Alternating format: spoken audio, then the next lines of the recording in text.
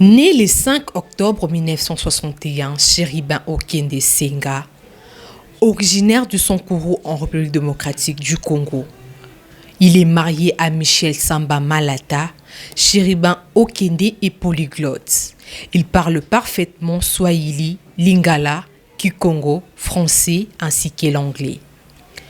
Après son parcours scolaire, Chéribin Okende suit des études universitaires à l'Institut supérieur de statistique et mathématiques de gestion.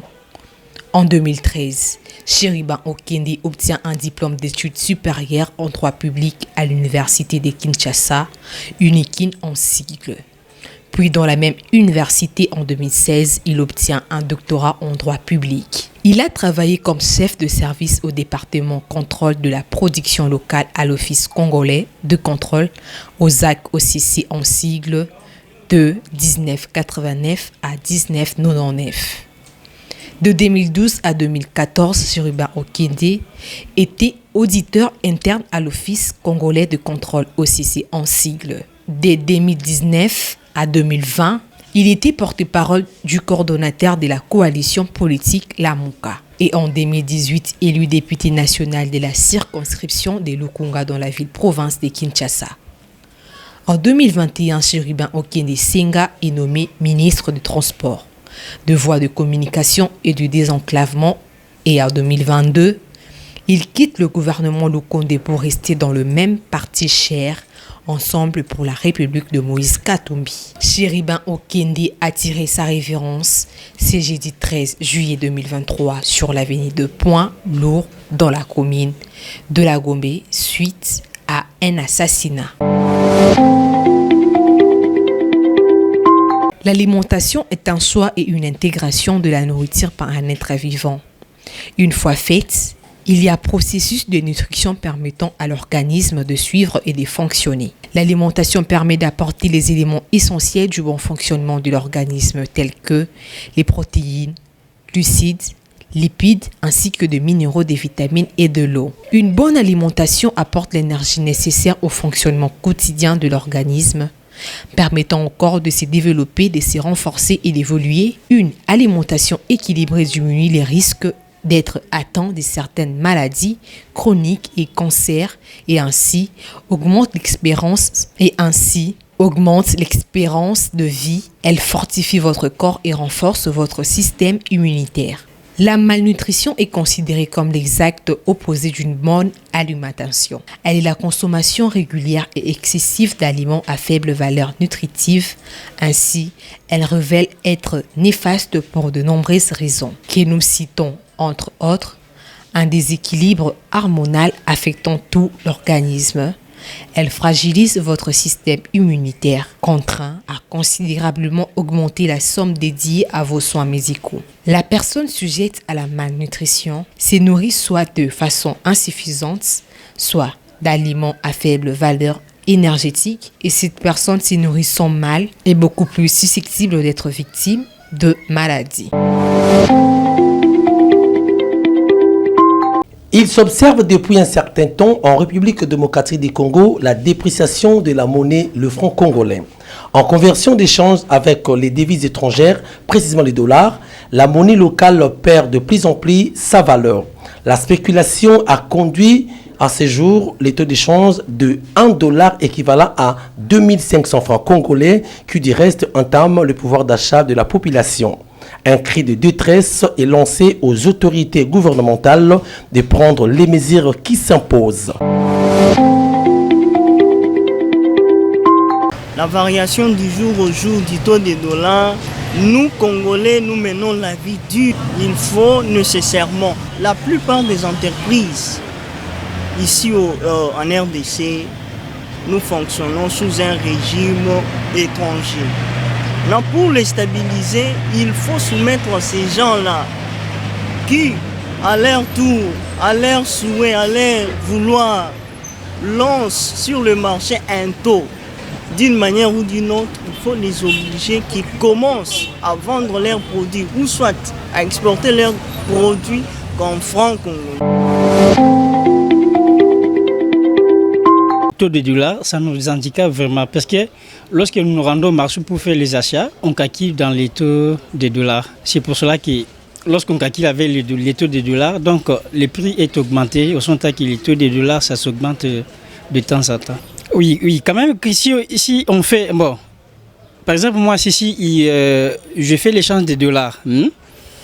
Si je pars acheter avec les marchandises en dollars, là, ça a quand même un peu d'avantage. Mais si vous partez avec les francs, au sens que vous arrivez là-bas, on calcule dans les taux de dollars. C'est ça un peu... D'après moi, je ne leur donne pas la faute. Il faut que les gouvernements fixent les taux de dollars à ce que d'autres personnes là puissent le suivre. Parmi les 250 ethnies dont dispose la République démocratique du Congo, nous citerons notamment les Bayombe, bien que ne constituent pas parmi les 4 langues nationales. Les Yombe qui se parlent au Congo central, en République démocratique du Congo, aussi en Angola et au Congo-Brazzaville. Parlons-en. Les Yombe forment un peuple d'Afrique centrale, établi au Mayombe au Congo central, en République démocratique du Congo, dans le sud-ouest de la République du Congo-Brazzaville et au Cabinda en Angola. Ils appartiennent au grand groupe du Congo, la partie du clan Anamongo le plus à l'ouest. Selon les sources, on observe de multiples variantes, notamment Mayombe, Bayombe, Lombe, Kiombe, Kiombi, Kiyombe, Majombe, Majumbi, Mayomba, Mayombi, Yombe et Yombe. Bayombe est un pluriel bantou et Muyombi ou Nyombi signifie celui qui vit dans la forêt. Mayombe signifie la forêt, Mayombe veut dire la bravoure, Nyombe ou Muyombe signifie le brave. La population Yombe était estimée en 1998 à 300 000 habitants. Les Yombe ont comme langue Yombe ou Kiyombe qui en fait c'est une langue bantou. Les nombres total de locutaires étaient estimés à plus d'1 million au début des années 2000 et sur le plan statistique, 669 000 en République démocratique du Congo en 2002, 348 000 en République du Congo-Brazza en 2000 et 39 400 en Angola. Les peuples Yombe tels que nous venons de les démontrer si haut, c'est un peuple intelligent avec une bravoure exceptionnelle et une culture riche. Ils ont de tailles qui se distinguent selon eux. Ils ont de tailles qui se distinguent selon les origines familiales. Ils constituent un peuple à part entière de la République démocratique du Congo, justifiant ainsi sa diversité culturelle. Quant à leur culture, les Bayombe partout où ils sont pour la plupart des cas, ils consomment les bananes, plantains, riz et plus particulièrement les haricots et le feuille de manioc. Les mélanges appelés tchakimade sont toujours appétissants pour eux. Chronique culturelle d'Apoïpan rendue par Ephraim Dissingo Moka, Jeudique Télévision.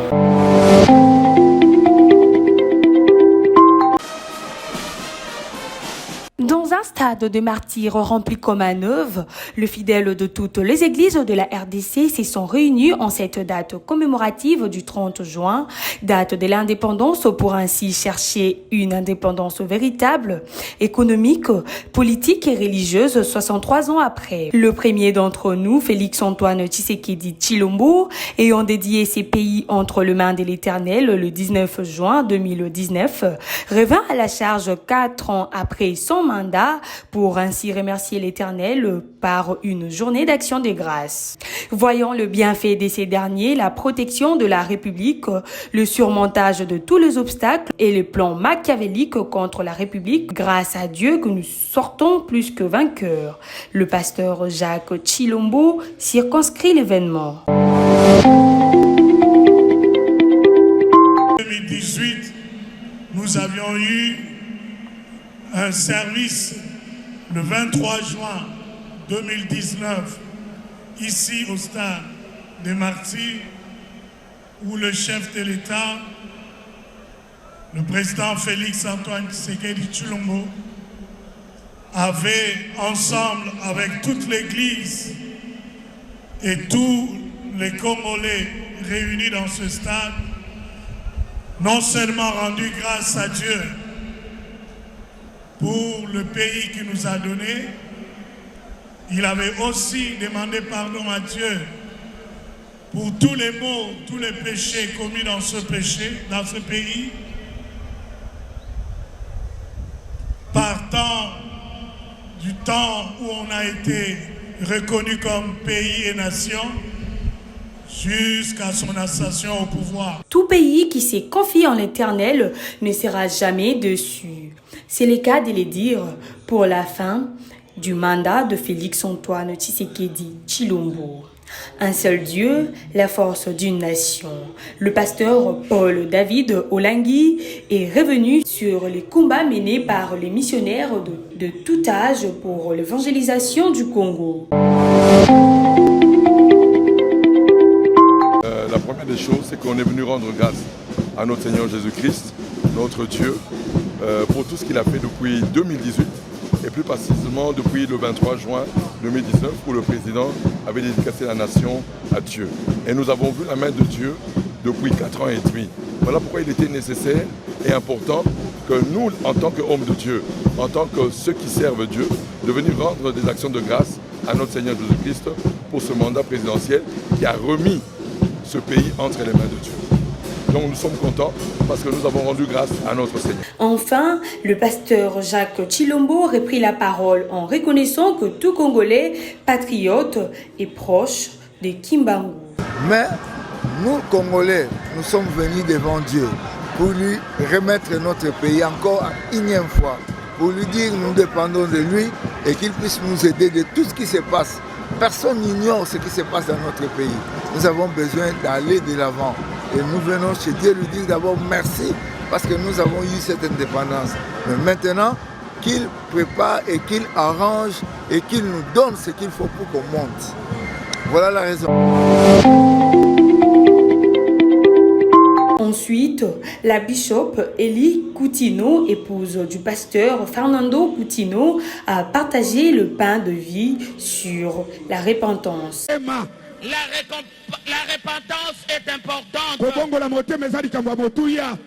m'a été demandé d'être ensemble avec les hommes de Dieu et les femmes de Dieu qui sont là à pouvoir passer un moment de repentance.